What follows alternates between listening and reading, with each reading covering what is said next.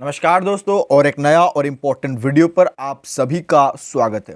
दोस्तों, आज का यह वीडियो पर हम आपके साथ बात करने वाले एसएससी जीडी का स्पेशल जीके जीएस क्वेश्चन के ऊपर आपको हम डिटेल वीडियो देने वाले। एंड हर एक क्वेश्चन आपके लिए मोस्ट इंपॉर्टेंट होने वाले। आप अगर एसएससी जीडी का एग्जाम दे रहे हैं या फिर आपका एग्जाम आ रहे, देन ये वीडियो आप लास्ट तक देखिए। मैं आपको रिक्वेस्ट करूंगा कि वीडियो आप लास्ट तक देखिए, एक एक क्वेश्चन आप अच्छा से देखिए, क्योंकि बहुत ज्यादा इंपॉर्टेंट और बहुत ही रिपीटेड क्वेश्चन है ये सारे। सो प्लीज आप ये वीडियो को लाइक कर दीजिए, चैनल को सब्सक्राइब कर लीजिए, क्योंकि आपको आगे भी ये चैनल पर ऐसे ही क्वालिटी कंटेंट मिलते रहेगा। आइए हम इस वीडियो को स्टार्ट करते हैं। दोस्तों, सबसे पहला क्वेश्चन यहां पर आपके सामने, भारत की मूंगफली का प्रमुख उत्पादक राज्य कौन सा है? मोस्ट इंपॉर्टेंट क्वेश्चन है ये, मैं आपको बता रहा हूं, ये बहुत बार एग्जाम में आ चुके हैं कि मूंगफली का जो प्रमुख उत्पादक राज्य कौन सा है।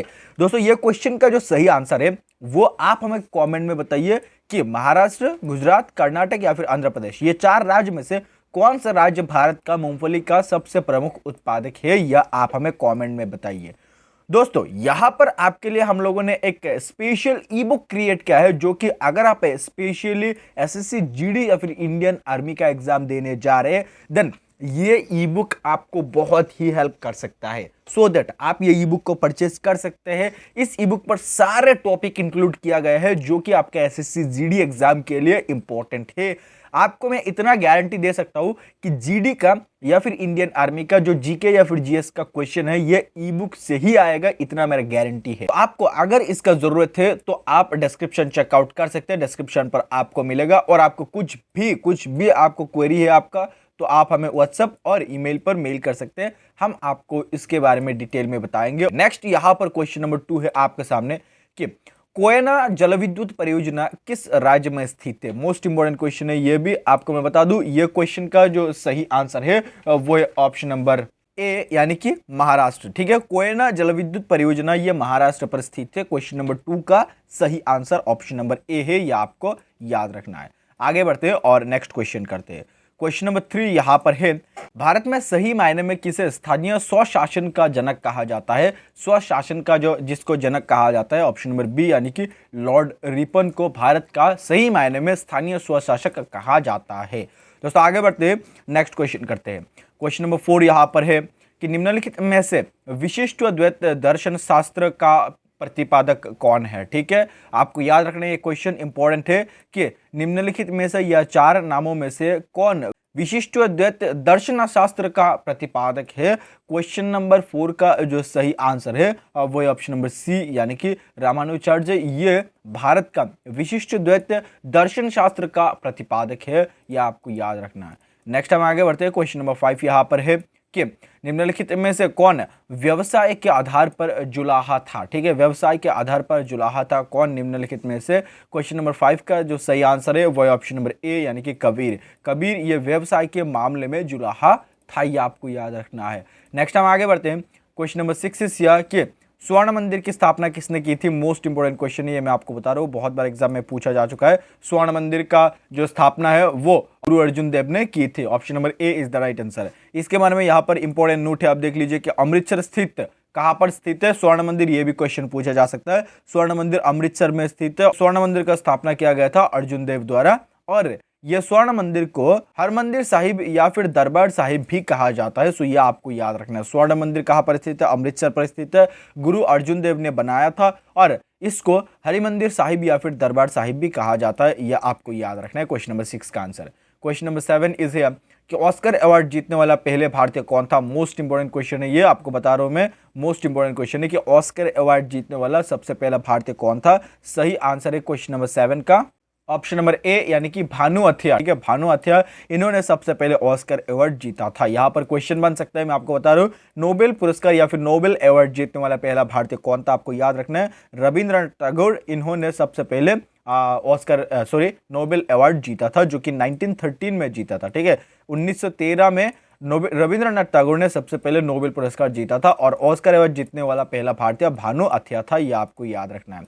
नेक्स्ट हम आगे बढ़ते हैं क्वेश्चन नंबर 8 की ओर। क्वेश्चन नंबर 8 यहां पर आपके सामने, विश्व की पहली महिला प्रधानमंत्री कौन बनी थी? सबसे पहले विश्व का जो प्रधानमंत्री बनी थी महिला प्रधानमंत्री, ऑप्शन नंबर ए यानी कि सिरिमाओ भंडार नायक, ये सबसे पहले भारत का नहीं एक्चुअली विश्व का प्रधानमंत्री बने थे। ये आपको याद रखना।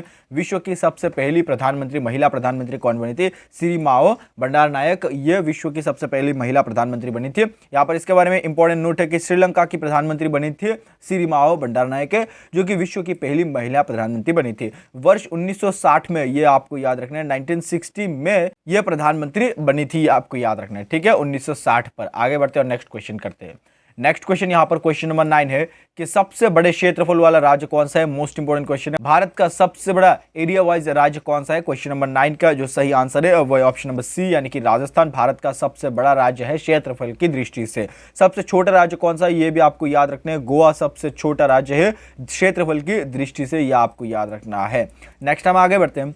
क्वेश्चन नंबर यहाँ पर 10 आपके सामने है कि विजयनगर राजवंश की राजधानी हम्पी किस नदी के किनारे स्थित है? ठीक है, विजयनगर राजवंश की राजधानी के बारे में पूछा है। सही आंसर है क्वेश्चन नंबर 10 का ऑप्शन नंबर बी यानी कि तुंगभद्रा। ठीक है, तुंगभद्रा नदी के किनारे स्थित है विजयनगर राजवंश की राजधानी हम्पी, ये तुंगभद्रा नदी के किनारे स्थित थे। क्वेश्चन नंबर यहाँ पर 11 आपके सामने है। विश्व का सबसे बड़ा मकबरा गोल गुंबज किस राज्य में स्थित है? ठीक है, मोस्ट इंपोर्टेंट क्वेश्चन ये भी है। गोल गुंबज किस राज्य पर स्थित है? कर्नाटक, महाराष्ट्र, केरल और दिल्ली, ये 4 ऑप्शन में से क्वेश्चन नंबर 11 का सही आंसर है ऑप्शन नंबर ए यानी कि कर्नाटक पर स्थित है विश्व का सबसे बड़ा मकबरा गोल गुंबज। ये सबसे बड़ा मकबरा का नाम क्या है क्वेश्चन पूछा जा सकता है, गोल गुंबज, और ये कर्नाटक पर स्थित है। दोस्तों अभी तक वीडियो को लाइक नहीं किया तो यार लाइक कर दो, बहुत ज्यादा मोटिवेट होते हैं हम आपके लिए अच्छा कंटेंट लाने के लिए। So please like this video and also subscribe this channel. Question number 12 is here कि बुद्धमान महावीर का जन्म स्थान कौन सा है? ठीक है, बुद्धमान महावीर का जन्म स्थान कौन सा है? महावीर, महान महावीर भी कभी कभी पूछा जा सकता है। सो महावीर का जन्म कहां पर हुआ था? जन्म स्थान है क्वेश्चन नंबर 12 का सही आंसर है ऑप्शन नंबर बी यानी कि कुंडग्राम। कुंडग्राम में महावीर का जन्म हुआ था। यह इंपॉर्टेंट बन सकता है आपके एग्जाम के लिए, आपको याद रखना है। नेक्स्ट क्वेश्चन यहां पर क्वेश्चन नंबर 13 है, मानव शरीर में सबसे बड़ी ग्रंथि कौन सा है? मोस्ट इंपॉर्टेंट ये क्वेश्चन है, वेरी वेरी इंपॉर्टेंट क्वेश्चन है। मैं आपको बता रहा हूं, आप अगर एसएससी जीडी इंडियन आर्मी किसी भी एग्जाम देने जा रहे हैं देन ये क्वेश्चन मोस्ट इंपॉर्टेंट है।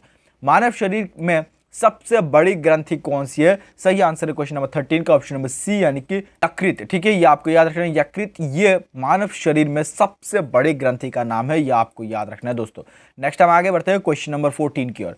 क्वेश्चन नंबर 14 इज हियर कि क्षय रोग शरीर के किस अंग में प्रभावित करता है? क्षय रोग ये किस अंग में प्रभावित करता है शरीर का? सही उत्तर है क्वेश्चन नंबर 14 का सही आंसर ऑप्शन नंबर डी यानी कि फेफड़ा पर प्रभावित करते हैं। ठीक है, ये आपको याद रखना है। और यहाँ पर मैं और एक चीज आपको बता दूं कि कोविड जो है, ठीक है, कोविड ये शरीर का किस अंग पर ज्यादा प्रभावित होते हैं? ये भी फेफड़ा पर ही सबसे ज्यादा प्रभावित होते थे। सो ये आपको याद रखना है कोविड के बारे में भी।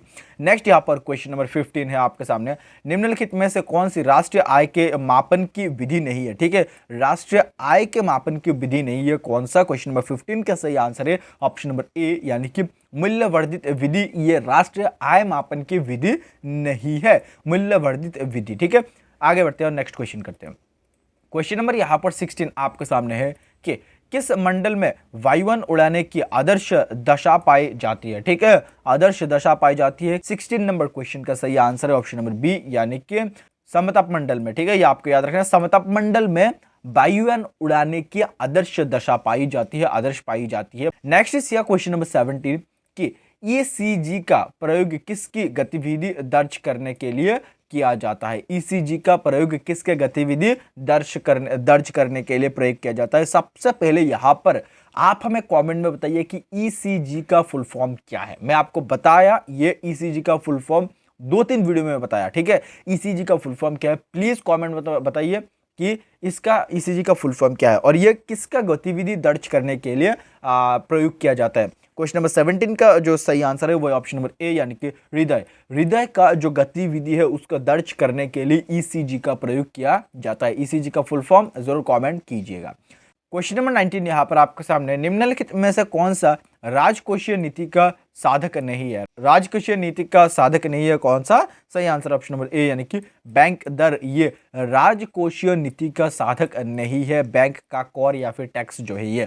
क्वेश्चन नंबर 20 इज हियर कि मूल लागत है किसके बराबर होती है? मूल लागत किसके बराबर होती है? तो सही आंसर ये बहुत बेसिक है, ऑप्शन नंबर ए, यानी कि परिवर्ती लागत में प्रशासनिक लागत का प्रयोग। ठीक है, परिवर्ती लागत में प्रशासनिक लागत का प्रयोग ये मूल लागत के बराबर होती है, ये आपको याद रखना है, मूल लागत के बराबर। नेक्स्ट क्वेश्चन यहाँ पर 21 नंबर क्वेश्चन है, उच्च न्यायालय के न्यायाधीशों के नियुक्ति कौन करता है? मोस्ट इंपोर्टेंट क्वेश्चन है ये भी, उच्च न्यायालय का न्यायाधीशों का नियुक्ति कौन करता है? क्वेश्चन नंबर 21 का सही आंसर है ऑप्शन नंबर डी, यानी कि राष्ट्रपति करता है, प्रेसिडेंट करता है। प्रेसिडेंट के बारे में, हमारा देश का प्रेसिडेंट के बारे में क्वेश्चन पूछा जा सकता है, सो कॉमेंट कीजिए, हम प्रेसिडेंट के ऊपर डिटेल वीडियो बनाएंगे। क्वेश्चन नंबर 22 इसी है कि राजनीति के निर्देशक सिद्धांत के साथ भारतीय संविधान का कौन सा भाग संबंधित है? ठीक है, भारतीय संविधान का कौन सा भाग संबंधित है किसके साथ? राजनीति के निर्देशक सिद्धांत के साथ। ठीक है, क्वेश्चन नंबर 22 का सही आंसर है ऑप्शन नंबर सी, यानी कि भाग 4 ये भारत का जो राजनीति के निर्देशक नीति निर्देशक सिद्धांत है उसके साथ संबंध है, या फिर उसके बारे में भाग 4 में लिखा गया है, सो ये आपको याद रखना है। नेक्स्ट हम आगे बढ़ते हैं, क्वेश्चन नंबर 23 इज कि भारतीय नागरिक के कितने मौलिक कर्तव्य है? ये भी इंपॉर्टेंट है बट बहुत बेसिक है। भारतीय नागरिक के मौलिक कर्तव्य कितने हैं? सही आंसर है ऑप्शन नंबर बी, यानी कि 11 मौलिक कर्तव्य है भारतीय नागरिक का, ये भी आपको याद रखना है। नेक्स्ट हम आगे बढ़ते हैं, क्वेश्चन नंबर यहाँ पर 24 आपके सामने, डायनासोर थे, डायनासोर क्या थे? ये बहुत बेसिक है बट आपको इंपॉर्टेंट है, आपको ऑप्शन देखना है। क्वेश्चन नंबर 24 का सही आंसर है ऑप्शन नंबर डी, यानी कि सरीसृप जो लुप्त हो गया है। ठीक है, डायनासोर जो है ये तो लुप्त हो गया है, और ये सरीसृप थे जो कि अभी वर्तमान नहीं है, लुप्त हो गया, बहुत ही साल पहले ये लुप्त हो गया है।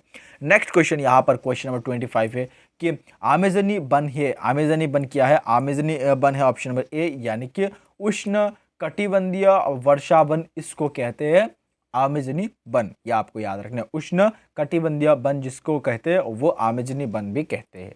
तो दोस्तों आज का वीडियो पर हम आप लोगों को कंप्लीटली यहाँ पर मिक्स्ड 25 क्वेश्चन प्रोवाइड किया, and all of this question are very very important for your upcoming exam which is SSC GD भी हो सकता है, आपका एसएससी सीएचएसएल या फिर आपका सीजीएल का एग्जाम भी हो सकते हैं, एमटीएस का एग्जाम भी हो सकते हैं। सो किसी भी एग्जाम का हो, इंडियन आर्मी का एग्जाम हो, रेलवे का एग्जाम हो, मोस्ट इंपॉर्टेंट ये टॉपिक है, मोस्ट इंपॉर्टेंट ये सारे क्वेश्चन है। सो प्लीज आपको अभी तक ये वीडियो लाइक नहीं किया तो लाइक करना है, चैनल को सब्सक्राइब करना है। आपके साथ मिलते किसी और एक वीडियो के साथ, तब तक के लिए आप खुश रहिए, सीखते रहिए, और आपको जरूरत है तो ये ई बुक भी आप परचेज कर सकते हैं, डिस्क्रिप्शन पर लिंक है, आप चेकआउट कर सकते हैं। आपको मैं इतना बता सकता हूँ कि गारंटी दे सकता हूँ कि जीडी का या फिर इंडियन आर्मी का जितने भी जीके जीएस का क्वेश्चन है ये सारे आपको ये ई बुक पर मिलेगा, अगर आप सही से पढ़ते हैं तो। सो प्लीज आपको जरूरत है तो आप चेकआउट कीजिएगा, अदरवाइज आप स्किप कर सकते हैं। Thank you so much again इस वीडियो यहाँ तक देखने के लिए।